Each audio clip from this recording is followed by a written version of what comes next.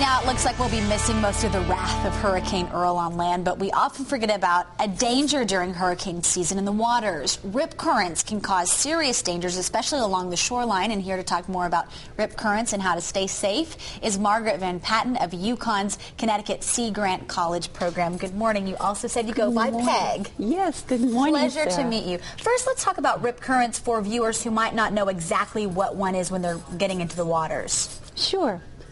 Rip currents are formed when strong waves are breaking, so anytime you have storm conditions. And the breaking waves will pile up and form a much stronger current that goes away from the shore, so a swimmer can easily get caught in that and be quickly pulled out away from shore. Is there any way to know beforehand, before you get in the water, if a rip current is in the area? You may be able to spot it.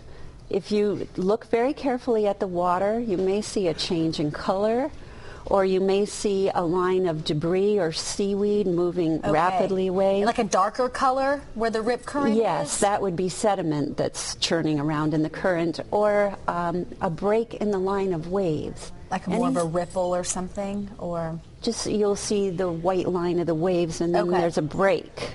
And that may be where the current is going out. So what do? I mean, worst case scenario, you're caught in a rip current. What should one do when they're in that situation? The worst thing you could do is to try to swim towards shore fighting against the current. That will just make you exhausted.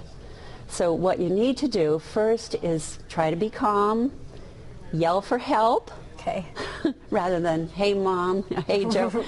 Right. Or rather than use all your energy swimming toward the shore, you yell for help and then you need to try to swim at a 90-degree angle to the current, or parallel to the shore.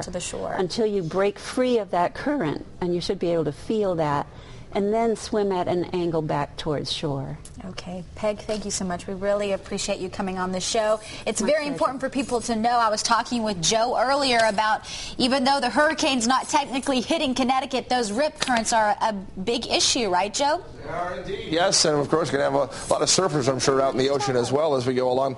And right now, we've got some rain, believe it or not, guys.